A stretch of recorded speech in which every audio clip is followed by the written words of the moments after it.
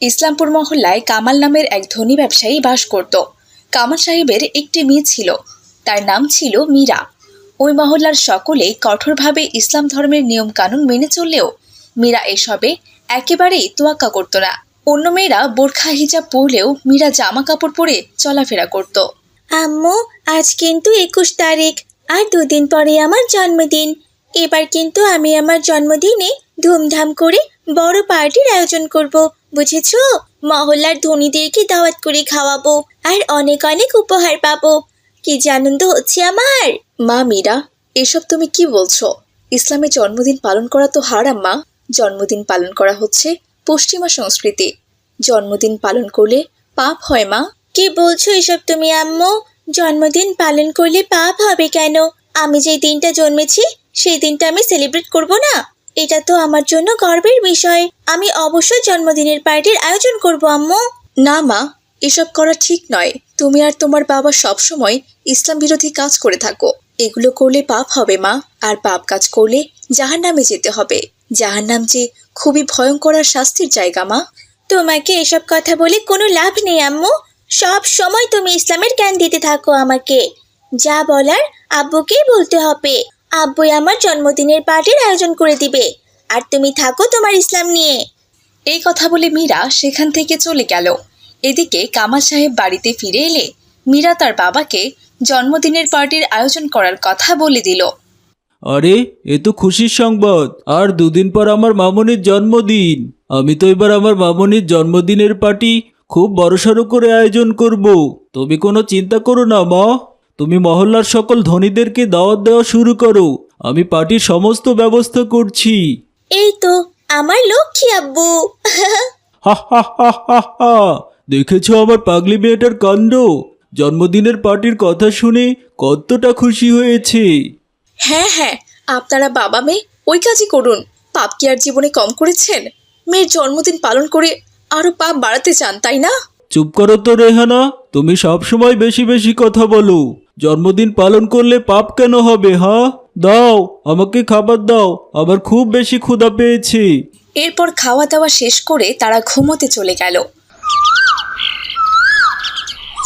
পরদিন সকাল হতেই মীরা চলল মহল্লার মানুষজনকে দাওয়াত করতে। আর কাকে যে দাওয়াত করি কিছুই তো বুঝতে পারছি না। মহল্লার সবাই তো ফকিন্নি। দাওয়াত পেলেই তো শুধু খালি হাতে দাওয়াত খেতে চলে আসে। আমার তো ইচ্ছে সবাই আমার জন্মদিনে দামি দামি গিফট নিয়ে আসবে। তবে আমাদের মহল্লায় তো ভিখারির সংখ্যাই বেশি। যাই, আগে রমজান চাচার বাসা দিয়ে শুরু করি। চাচা অনেক বড় লোক আছে।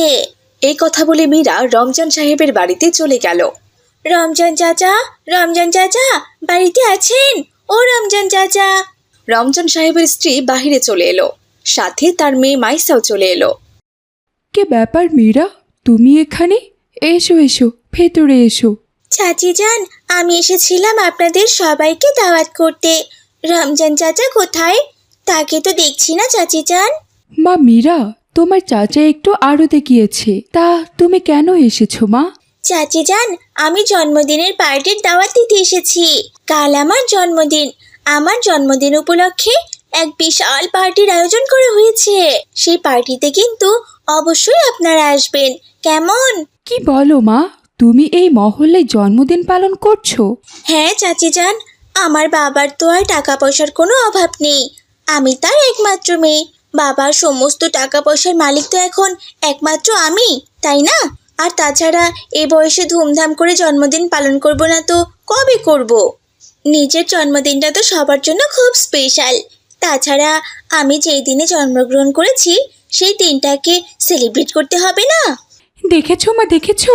মীরা নাকি ওর জন্মদিন পালন করবে, আর তুমি আমাকে কোনোদিনই জন্মদিন পালন করতে দাও না।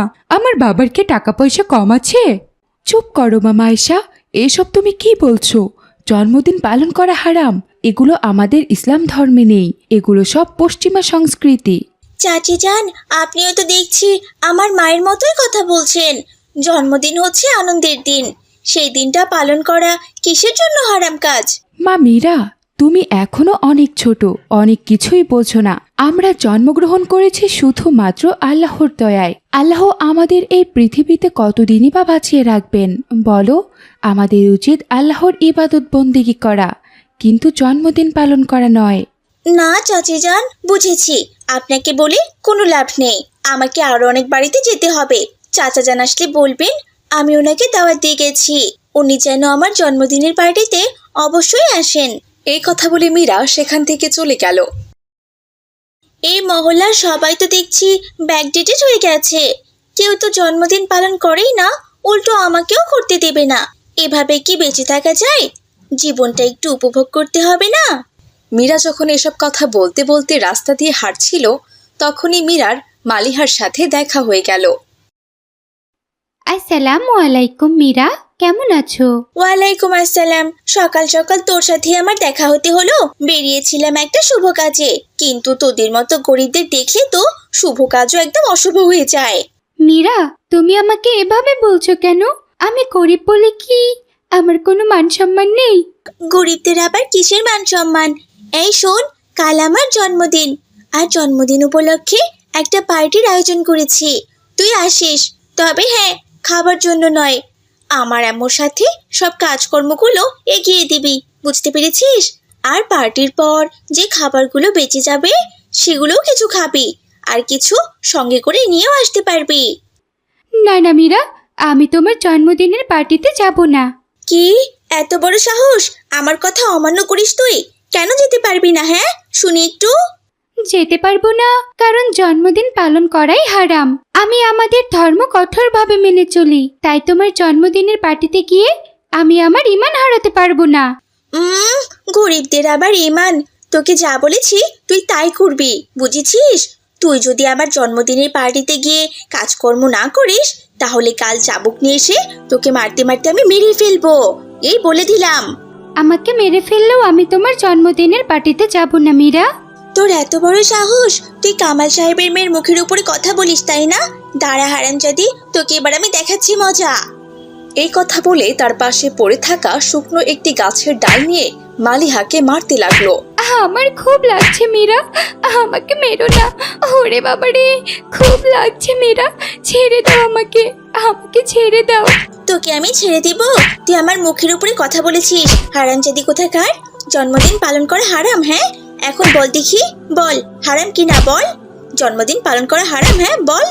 তুমি আমাকে যতই মারো না কেন, আমি তবুও বলবো জন্মদিন পালন করা হারাম কাজ। তবে রে হারামজাদি। বাঁচাও, কে কোথায় আছো? বাঁচাও আমাকে, বাঁচাও। এদিকে ওই পথ দিয়েই মসজিদের ইমাম সাহেব যাচ্ছিল। মালিহার এমন চিৎকার চেঁচামেচি শুনে ইমাম সাহেব সেখানে চলে এলো। কি ব্যাপার? কি হয়েছে এখানে? আসসালামু আলাইকুম ইমাম সাহেব, আপনি এসেছেন? ইমাম সাহেব, আমি এই হারামজাদিটাকে বলেছিলাম আমার জন্মদিন উপলক্ষে একটা পার্টির আয়োজন করেছি। ওকে বলেছি আমার জন্মদিনের পার্টিতে গিয়ে আমার আম্মুর সাথে কাজকর্ম করতে, কিন্তু ও বলেছে জন্মদিন পালন করা নাকি হারাম। ও আমার মুখের উপরে না করে দিয়েছে। মালিহা তো একদম ঠিক কাজ করেছে মীরা। ইসলাম ধর্মে তো জন্মদিন পালন করার কোনো বিধান নেই। যেখানে আমরা জন্ম নিয়ে অনেক বেশি পাপ করছি, সেখানে তো জন্মদিন পালন করা বিলাসিতা। আমরা প্রত্যেকটা দিন, প্রত্যেকটা সময় এবং প্রত্যেকটা সেকেন্ড মৃত্যুর দিকে এগিয়ে যাচ্ছি। তাই আমাদের সব সময় আল্লাহর ইবাদত করা উচিত। পরকালে আল্লাহর কাছে গিয়ে আমরা কি হিসাব দিব? আল্লাহ আমাদের যে কাজে এই পৃথিবীতে পাঠিয়েছে সেটা না করে জন্মদিনের পার্টি আয়োজন করছি। হ্যাঁ, তবে তুমি চাইলে তোমার এই জন্মদিনের পার্টিতে যে টাকা পয়সা খরচ হবে, সেই টাকাগুলো তুমি গরিব মিসকিনদের মাঝে বিলিয়ে দিতে পারো। এতে করে তুমি অনেক সওয়াব পাবে। কিন্তু তুমি সেটা না করে শুধুমাত্র মহল্লার ধনী লোকজনকে দাওয়াত করছো আর গরিবদের উপর জুলুম অত্যাচার করছো। তাহলে তুমি বলো, তোমার এই জন্মদিন পালন করে কি লাভ হবে? মৃত্যুর পরে তো আল্লাহ তোমাকে নিশ্চিত জাহান্নামে পাঠিয়ে দিবে। সত্যিই তো হুজুর, আমি তো এসব কথা কখনো চিন্তা করিনি। আমার মা আমাকে নিষেধ করেছিল জন্মদিন পালন না করতে। আমি এই বিষয়গুলো এভাবে কখনো চিন্তাই করিনি। আমি আমার জন্মদিন আর কোনো দিনও পালন করব না। জন্মদিনের পার্টিতে যা টাকা খরচ হবে আমি সেই টাকাগুলো গরিব দুঃখীকে দান করে দেব। আর এখন থেকে আমি ভালো হয়ে যাব। 5 ওয়াক্ত নামাজ পড়ব, পর্দার সহিত চলবো, আর কারো উপর কখনো জুলুম করব না। আলহামদুলিল্লাহ, আল্লাহ তাআলা তোমাকে সঠিক বুঝ দান করুন। এরপর মীরাও সেখান থেকে চলে গেল আর তার বাবাকে জন্মদিন পার্টির আয়োজন করতে নিষেধ করলো। এরপর থেকে মীরাও 5 ওয়াক্ত নামাজ পড়া শুরু করে দিল।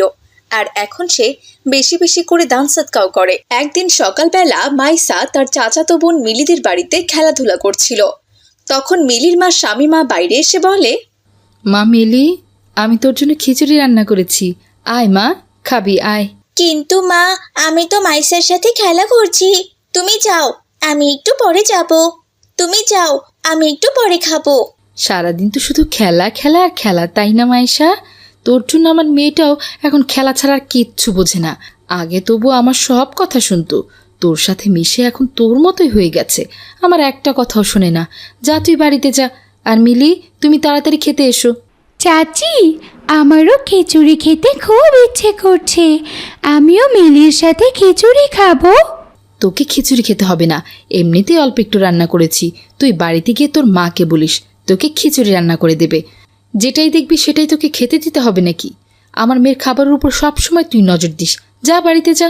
মা, মাইসা যখন খেতে চাইছে, দাও না একটু খেতে ওকে। তুমি চুপ করো মিলি, যাও ঘরে গিয়ে খেতে বসো। তুমি শুনতে পাওনি আমি কি বলেছি? একটুখানি খিচুড়িই তো রান্না করেছি, ওকে খেতে দিলে তুমি কি খাবে?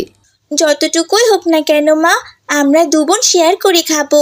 তাছাড়া একটা কথা তো আমি কিছুতেই বুঝতে পারি না, আমি যখন বড় আম্মুদের বাড়িতে যাই তখন তো বড় আম্মু আমাকে অনেক আদর করে, ঘরে যা থাকে তাই খেতে দেয় মা। তাহলে তোমরা কেন মাইসার সাথে এরকম খারাপ ব্যবহার করো? এতদিন ধরে আমি তোমাকে এইসব শিখিয়েছি? বড়দের মুখে মুখে তর্ক করছো? সব কিছু এই মাইশাটার জন্য হয়েছে। তোমাকে আমি কতবার করে বলেছি এইসব মিডিল ক্লাস বাচ্চাদের সাথে মিশবে না, তবুও তুমি ওদের সাথে মিশে ওদের মতোই হয়ে গেছো। কি ব্যাপার মাইশা, তুমি না মাদ্রাসায় পড়ো? তোমাদের মাদ্রাসায় কি এগুলাই শেখায় যে বড়রা কোনো আদেশ করলে সেগুলো অমান্য করে সেখানে বেয়াদবের মতো দাঁড়িয়ে থাকতে হবে? আমি তোমাকে বলেছি না বাসায় যাও। চাচির ধমক খেয়ে মাইসা আর এক মুহূর্তও দেরি না করে মন খারাপ করে বাসায় ফিরে আসে। এসে দেখে তার মা রান্না করছে। কি হয়েছে মাইসা, তোমার মুখটা এরকম ভার হয়ে আছে কেন মা? কেউ কি তোমাকে কিছু বলেছে? আম্মু, আমার না খিচুড়ি খেতে ইচ্ছে করেছে। তুমি কি আমাকে একটু খিচুড়ি রান্না করে দিবে? খিচুড়ি রান্না করার মতো তেমন কোনো উপকরণ তো ঘরে নেই মা।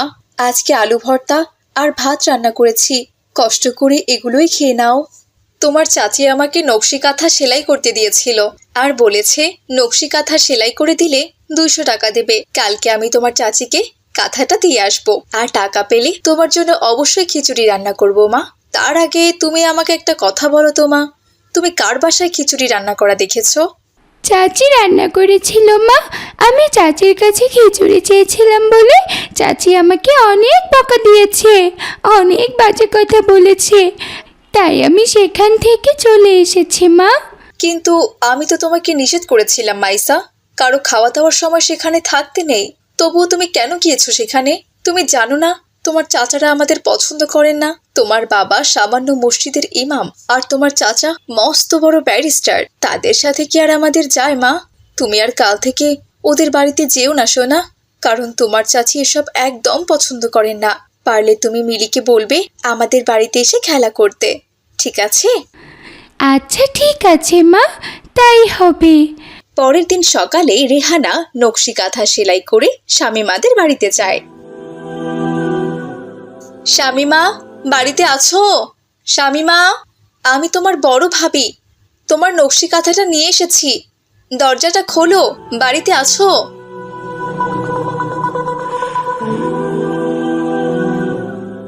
আরে ভাবি, আস্তে কথা বলো, এত জোরে রাখছো কেন? একটু আগে মিলির বাবা ঘুমিয়েছে, তোমার এমন চিৎকার শুনে মানুষটা উঠে পড়বে। যাই হোক, কি হয়েছে সেটা বলো। আসলে বোন, তোমার নকশি কাঁথা সেলাই করা হয়ে গেছে, তাই নিয়ে এসেছি, এই নাও। ঠিক আছে, তুমি এখানে দাঁড়াও, আমি টাকা নিয়ে আসছি। এরপর শামিমা ঘর থেকে কিছু টাকা এনে রেহানাকে দেয়। এ কি বোন, এত কম টাকা কেন? তুমি তো বলেছিলে কাঁথা সেলাই করে দিলে 200 টাকা দেবে, তাহলে এখন মাত্র এই কটা টাকা কেন দিচ্ছ? যদি কিছু মনে না করো, আমাকে পুরো টাকাটাই দাও বোন। আমাদের বাড়িতে আজকে যে কোনো বাজার নেই। তাছাড়া তুমি তো জানোই, তোমার ভাই আল্লাহর রাস্তায় নিজেকে সঁপে দিয়েছে, আর আমি সামান্য নকশি কাঁথা সেলাই করে আর কিছু হাঁস মুরগি পালন করে এই সংসারটা দেখাশোনা করি। দিয়ে দাও বোন। কেন ভাবি, তুমি তো আমাদের লোক, তোমাকে যদি টাকা না দিই তবুও তোমার কিছু মনে করার কথা না। আর তুমি কিনা 200 টাকার জন্য জীবন ছেড়ে দিয়েছো। এভাবে কেন বলছো বোন? আমি তো এর আগেও তোমাকে তিনটা কাঁথা ফ্রিতেই সেলাই করে দিয়েছি, শুধুমাত্র নিজের লোক বলে। আর এবার তো তুমি আমাকে নিজেই টাকা দিতে চেয়েছিলে। তুমি যদি নাই দেবে তাহলে আমাকে অযথা কেন কথা দিয়েছিলে? প্রথমেই বলে দিতে পারতে যে কোনো টাকা আমাকে দেবে না, তাহলে আমি হয়তো অন্য কারো কাঁথা সেলাই করে কিছু টাকা রোজগার করতাম। শোনো ভাবি, যেটা দিয়েছি সেটা নিয়ে খুশি থাকো। এর বেশি টাকা আমি তোমাকে দিতে পারবো না। আমাকে পার্লারে যেতে হবে, তার জন্য তো আমার আরও অনেক টাকা লাগবে। তোমাকে সব টাকা দিয়ে দিলে আমি চলবো কি দিয়ে? যাই হোক, এখন তুমি যাও, আমার অনেক কাজ আছে। অন্যদিকে রেহানা ওই সামান্য কিছু টাকা নিয়েই দোকান থেকে খিচুড়ি বানানোর উপকরণ নিয়ে বাড়িতে আসে আর মেয়ের জন্য খিচুড়ি রান্না করতে থাকে। মাশাআল্লাহ, খিচুড়ির কত সুন্দর ঘ্রাণ বেরিয়েছে। মা, খিচুড়ি হতে আর কতক্ষণ লাগবে? সবে তো মাত্র রান্না শুরু করেছি মা, একটু তো সময় লাগবেই। সে যাই হোক, জোহরের আজান দিয়েছে, তুমি যাও মা, নামাজ পড়ে আসো, ততক্ষণে আমার রান্নাটাও হয়ে যাবে। মায়ের কথা মতো মাইসা সালাত আদায় করতে চলে যায়, আর এদিকে রেহানা রান্না বান্না শেষ করে খাবার পরিবেশন করে। ঠিক তখনই মাইসার বাবা চলে আসে। আসসালামু আলাইকুম আপু, আপনি এতদিন পর এসেছেন? ওয়ালাইকুম আসসালাম। হ্যাঁ মা, কি আর করব বলো, মসজিদে অনেক ছাত্র আছে যারা আমার কাছে ইসলামের দিক নির্দেশনা শিখছে।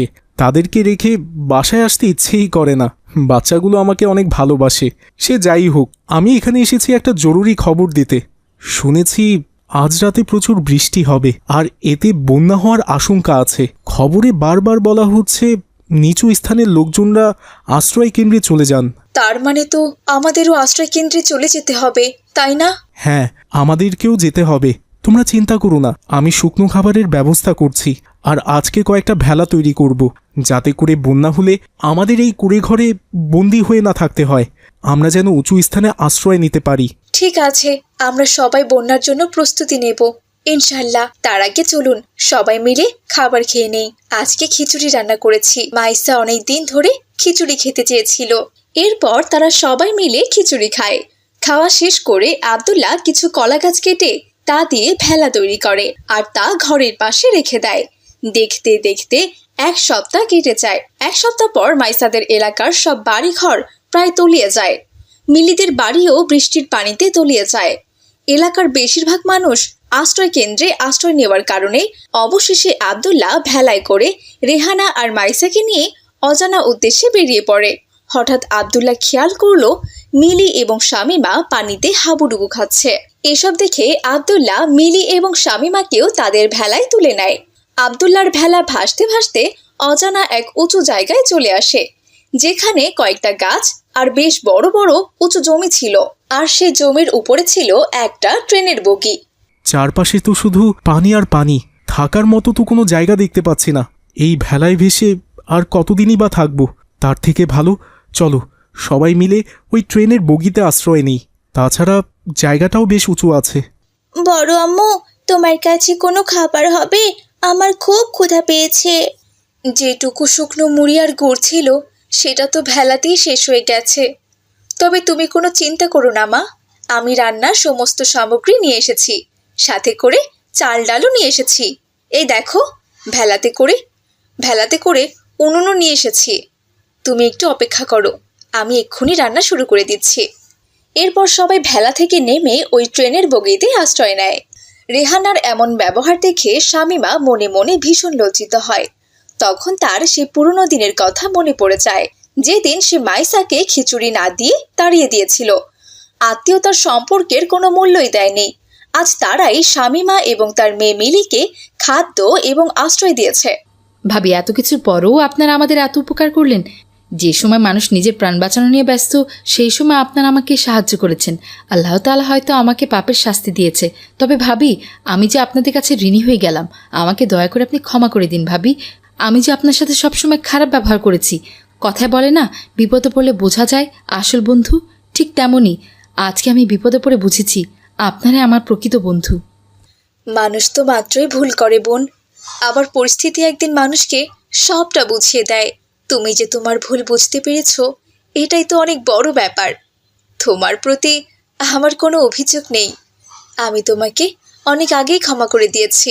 আল্লাহ তাআলা সব সময় তোমাদের ভালো রাখুক, আর সবাই মিলেমিশে সুখে শান্তিতে বাস করতে থাকে। শরীয়তপুর মহল্লায় করিম নামের এক লোক তার স্ত্রী ও সন্তানকে নিয়ে বাস করতেন। করিমের আর্থিক অবস্থা তেমন একটা ভালো ছিল না। তিনি একজন সাধারণ শ্রমিক হিসেবে কাজ করতেন, আর তার স্ত্রী বাড়িতে হাঁস মুরগি পালন করতেন। এভাবে কোনো রকমে তাদের সংসার চলছিল। একদিন করিম বৃষ্টিতে ভিজে কাজের খোঁজে বেরিয়েছিলেন, কিন্তু দুর্ভাগ্যবশত তিনি কোনো কাজ পাননি। তাই তিনি আলহামদুলিল্লাহ বলতে বলতে বাড়ির দিকে ফিরছিলেন। আলহামদুলিল্লাহ, আলহামদুলিল্লাহ, আলহামদুলিল্লাহ। বাড়িতে ফিরে করিম দেখলেন তার স্ত্রী বারান্দায় দাঁড়িয়ে আছে।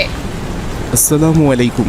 কি ব্যাপার হালিমা, তুমি বাইরে দাঁড়িয়ে আছো কেন? ওয়ালাইকুম আসসালাম। আসলে আমি তোমার আসার জন্য অপেক্ষা করছিলাম। ঘরে যে কোনো বাজার নেই, এখনো রান্না হয়নি। মেয়েটা পড়তে বসেছে, এখন পর্যন্ত দুপুরে খাবারটাকে দিতে পারিনি। আমি তো আমার দিক থেকে কম চেষ্টা করছি না, কি যে করি কিছুই বুঝে উঠতে পারছি না। যাই হোক, বিপদে মাথা ঠান্ডা করে কাজ করতে হয়, এত চিন্তা করো না। আমি এক কাজ করি, মারুফ ভাইয়ের দোকান থেকে কিছু চাল ডাল আর ডিম বাকি নিয়ে আসি। দয়া করে তুমি মারুফ ভাইয়ের দোকানে যেও না। আমি ওনার দোকানে সকালবেলা গিয়েছিলাম বাকি চাইতে। উনি বললেন ব্যবসার অবস্থা ভালো নেই, আর এখন বর্ষার সময় বেচা কেনাও তেমন হয় না, তাই কাউকেই বাকি দিতে পারবে না। ইয়া আল্লাহ, তুমি এসব কি বলছো হালিমা? এখন তাহলে আমি কি করব? হে আল্লাহ, আপনি আমাদের সাহায্য করুন। আপনার সাহায্য ছাড়া আমরা বাঁচতে পারবো না। আপনি আমাদের দারিদ্রতা থেকে পানাহ দান করুন। আব্বু, দারিদ্রতা থেকে পানাহ চাওয়ার দোয়া পড়ে আল্লাহ তাআলার কাছে সাহায্য চাইবেন, তাহলে দেখবেন আমাদের অভাব দূর হয়ে যাবে। কিন্তু আমি তো দারিদ্রতা থেকে পানাহ চাওয়ার দোয়া জানি না মা। আমি জানি আব্বু, আমি আপনাকে শিখিয়ে দিচ্ছি। আল্লাহুম্মা ইন্নী আউযু বিকা মিনাল ফাকরি ওয়াল কিল্লাতি ওয়া জিল্লা। মাশাআল্লাহ, আমার মেয়ে তো অনেক কিছু জানে। ঠিক আছে মা, এখন থেকে আমি এই দোয়া পড়ে আল্লাহ তাআলার কাছে দারিদ্রতা থেকে পানাহ চাইব। তুমি ঘর থেকে আব্বুকে ছাতা এনে দাও তো মা। এরপর মিলি ঘর থেকে ছাতা এনে তার বাবাকে দেয় আর বলে, আব্বু, ঘরে তো বৃষ্টির পানি পড়ছে, আমার পড়ার টেবিলের উপর পানি পড়ে অনেক বই ভিজে গেছে। তার উপর আজকে মাদ্রাসা থেকে আসার সময় আমার একটা বই পানিতে পড়ে নষ্ট হয়ে গেছে। আমাকে যে একটা বই কিনতে হবে। তোমার কাছে কি টাকা আছে আব্বু? টাকা নিয়ে তুমি চিন্তা করো না মা, আমি কালকেই তোমাকে বই কিনে দেবো ইনশাআল্লাহ। যাও মা, ঘরে গিয়ে পড়তে বসো। বাবার কথায় খুশি হয়ে মিলি ঘরে গিয়ে পড়তে বসে। এদিকে করিমের স্ত্রী তাকে বলল, তোমার কাছে তো কোনো টাকাই নেই, তাহলে তুমি মিরির বই কিভাবে কিনে দেবে, আর বাজারই বা কিভাবে করবে? চিন্তা করো না, আল্লাহ ভরসা। আমি ভাবছি আমার বন্ধু শফিকের বাড়িতে যাব, ওর কাছ থেকে কিছু টাকা নিয়ে এই বন্যায় খাওয়া পড়ার ব্যবস্থা করব। এই মঙ্গার দিনগুলো কেটে গেলে আবার ওকে কাজ করে টাকা ফেরত দিয়ে দেব। হ্যাঁ, সেটা করা যেতে পারে। এই কি, তুমি এখনো হাঁসগুলোকে ছেড়ে দাওনি? ছেড়ে দিয়ে কি করব? ওদের তো এখনো খাবারই দিতে পারিনি। কি দেব? হাঁসগুলোকে খাবার দেওয়ার মতো ঘরে কিচ্ছু নেই। তুমি এক কাজ করো, আজ দুটো হাঁস আমাকে দাও, আমি হাঁসগুলো বাইরে ছেড়ে দিয়ে আসি। এখন তো বন্যার পানিতে চারপাশ তলিয়ে গেছে, হাঁসগুলোকে ছেড়ে দিলে ওরা নিজেরাই নিজেদের খাবার খুঁজে খেতে পারবে। করিমের এমন কথা শুনে হালিমা হাঁস দুটোকে খাঁচা থেকে বের করে করিমকে দেয়। এরপর করিম ছাতা মাথায় করে হাঁসগুলো নিয়ে বাড়ি থেকে একটু দূরে ছেড়ে দিয়ে আসে। তারপর সে তার বন্ধুর বাড়িতে চলে যায় আর বাইরে থেকে তাকে ডাকতে থাকে। শফিক, শফিক, বাড়িতে আছিস রে? আমি করিম। কিরে ভাই করিম, বৃষ্টিতে দাঁড়িয়ে কি করছিস? আয় ভাই, ভেতরে আয়। কতদিন পর তুই আমার বাড়িতে এলি। তুই একটু বস, আমি তোর জন্য খাবার নিয়ে আসি। না ভাই, আমি কিছু খাবো না। আসলে আমি একটা বিপদে পড়ে তোর কাছে এসেছি, আমাকে একটু সাহায্য করবি ভাই? ইনশাল্লাহ ভাই, অবশ্যই সাহায্য করার চেষ্টা করব। তোর কি হয়েছে ভাই, বল আমাকে। তেমন কিছু না রে, আসলে বন্যার জন্য আমার সব কাজকর্ম বন্ধ হয়ে গেছে। অনেক দিন ধরে বেকার হয়ে ঘরে বসে আছি। অনেক দিন ধরে কাজ করছি, কিন্তু কোথাও কাজ পাচ্ছি না। আমার হাতে একটা টাকাও নেই রে। তুই যদি পারিস আমাকে 1000 টাকা দিয়ে সাহায্য কর। বন্যার দিনগুলো পার হলে আমার কাজের ডাক পড়বে, তখন আমি তোকে তোর টাকা ফেরত দিয়ে দেবো। আরে কি যে বলিস না ভাই, তুই বিপদে পড়েছিস আর আমি তোকে সাহায্য করব না? এখানে টাকা ফেরত দেওয়ার কথা কোত্থেকে আসছে? আল্লাহর রহমতে আমার দিন খুব ভালো যাচ্ছে। আমার বন্ধু বিপদে আছে, তাকে সাহায্য করা তো আমার কর্তব্য। তুই টাকা নিয়ে যা ভাই, এ নিয়ে তোকে ভাবতে হবে না। এই বলে শফিক করিমকে 1000 টাকা দেয়। করিম সেই টাকা নিয়ে বাজার করে বাড়িতে ফিরে আসে। এরপর তার স্ত্রী রান্না করে তাদেরকে খেতে দেয়। তারা বৃষ্টি দেখতে দেখতে খাবার খায়। এক পর্যায়ে সন্ধ্যা নেমে আসে, কিন্তু তাদের হাঁস আর বাড়িতে ফিরে আসে না। কি ব্যাপার, সন্ধ্যা হয়ে গেল, তবু হাঁসগুলো বাড়িতে ফিরল না? আচ্ছা, তুমি হাঁসগুলোকে কোথায় ছেড়ে এসেছিলে? বেশি দূরে ছাড়িনি, আমাদের বাড়ির সামনের জমিগুলোতেই তো পানি উঠেছে, সেখানেই ছেড়ে এসেছিলাম। এ কি, এইখানে তো একটা হাঁস, আরেকটা কোথায়? হাঁসটা তো ডান পায়ে আঘাত পেয়েছে, ঠিকমতো হাঁটতেও পারছে না। কেউ যদি হাঁসটাকে ধরে নিয়ে যায় তাহলে কি হবে? হাঁসগুলোর ডিম বিক্রি করেই তো কিছু টাকা হাতে রাখতে পারি।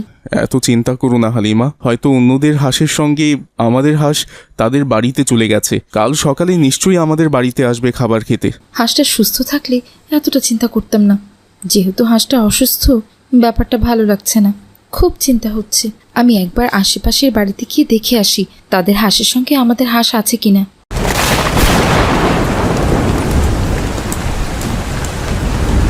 না, আমাদের হাঁস তো কারো বাড়িতেই নেই। তাহলে হাঁসটা গেল কোথায়? এমনিতেই অভাবের সংসার, তারপরও এত চিন্তা, আর ভাল লাগছে না। তুমি এত চিন্তা করো না, আমি কাল হাঁসের খোঁজ করতে যাব ইনশাআল্লাহ। এদিকে হাঁসটি নদীতে ভাসতে ভাসতে পাশের গ্রামে গিয়ে পৌঁছায়। হাঁসটি তখনও নদীর পানিতে ভাসছিল, আর সেই পথ দিয়েই আব্দুল্লাহ নামের এক লোক হাঁসটিকে দেখে তার ভীষণ মায়া হলো। সে হাঁসটিকে নিয়ে বাড়িতে ফিরে এলো। হাঁসটির ডান পায়ে ক্ষত দেখে আব্দুল্লাহ তার পায়ে ঔষধ লাগিয়ে দিল। এদিকে পরদিন সকালবেলা করিম এদিক সেদিক হাঁসটিকে খুঁজতে লাগলো, কিন্তু সে কোনোভাবেই হাঁসটিকে খুঁজে পেল না। এভাবেই কেটে গেল বেশ কয়েকদিন। একদিন আব্দুল্লাহ হাঁসের মালিককে খুঁজে বের করার জন্য বেরিয়ে পড়ল। সে অনেকের কাছে জিজ্ঞেস করলো, কারো কি কোনো হাঁস হারিয়েছে? কিন্তু সবাই বলল না, কারো হাঁসই হারায়নি। ভাই, আপনার কি কোনো হাঁস হারিয়েছে? নিশ্চয় কারো হাঁস হারিয়েছে, আর এই লোকটা মনে হয় হাঁসের মালিকের খোঁজ করছে। এই সুযোগে বলে দেই যে হাঁসের মালিক আমি। একটা হাঁস পেলে এই বৃষ্টির দিনে ভুনা খিচুড়ি করে খাওয়া যাবে। এমনিতেই বৃষ্টির দিনে চুরি বেশি একটা করতে পারি না, বিনা পরিশ্রমে একটা হাঁস পেলে মন্দ কি? হ্যাঁ হ্যাঁ ভাই, আমারই একটা হাঁস হারিয়েছে। হাঁসটাকে আমি অনেক দিন থেকেই খুঁজছি। আপনি কি আমার হাঁসটা দেখেছেন? জি ভাই, আমি একটা হাঁস কুড়িয়ে পেয়েছি, সেটা আপনার হতে পারে। আর দয়া করে বলুন তো আপনার হাঁসটা দেখতে কেমন ছিল? এই সেরেছে, এখন আমি কি বলি? যাই হোক, কিছু একটা তো বলতেই হবে। আসলে ভাই, আমার হাঁসটা সাদা রঙের ছিল, আর ঠোঁটগুলো ছিল কমলা রঙের, আর হাঁসের দুটো পা ছিল, দুটো ডানা ছিল, আর সাথে একটা মাথাও ছিল। হে, আপনি কি বলছেন ভাই? সব হাঁসেরই তো ঠোঁট কমলা রঙের হয় আর পাখা দুটো থাকে। আমি বুঝতে পারলাম ওটা আপনার হাঁস নয়, কারণ আপনি হাঁসের রং ভুল বললেন। সামান্য একটা হাঁসের লোভে আপনি এভাবে মিথ্যে বললেন। আপনি জানেন না মিথ্যে কথা বলা মহাপাপ? আব্দুল্লাহ যখন কালুচোরকে এভাবে বলছিল, তখনই সেখানে করিম এসে উপস্থিত হয়। করিম আব্দুল্লাহকে জিজ্ঞেস করে, আসসালামু আলাইকুম ভাই। আসলে আমার একটা হাঁস কদিন ধরে বাড়িতে ফিরছে না, কোথাও খুঁজেও পাচ্ছি না। আপনারা তো অনেকক্ষণ ধরে এখানে আছেন, আপনারা কি কেউ আমার হাঁসকে এই দিক থেকে যেতে দেখেছেন? ওয়ালাইকুম আসসালাম। আগে বলুন, আপনার হারিয়ে যাওয়া হাঁসটি দেখতে কেমন? আমার হাঁসটি মোটা তাজা বাদামি রঙের। হাঁসটির ডান পায়ে ক্ষত আছে, আর গলায় একটা কালো সুতো বাঁধা আছে। বন্যার কারণে হাঁসটির জন্য ওষুধ আনতে পারিনি, বেচারা অসুস্থ অবস্থায় হারিয়ে গেছে আর কি। চিন্তা করবেন না ভাইজান, আলহামদুলিল্লাহ আপনার হারিয়ে যাওয়া হাঁসটি আমি পেয়েছি। হাঁসটি এখন সুস্থ আছে এবং আমার বাড়িতে আছে। কাল সকালবেলা আমার বাড়িতে আপনার দাওয়াত রইল, দয়া করে এসে আপনার হাঁসটি নিয়ে যাবেন। আমি পাশের গ্রামেই থাকি, যে কাউকে বললে আমার বাড়ির ঠিকানা আপনাকে দেখিয়ে দেবে। জাজাকাল্লাহু খাইরান।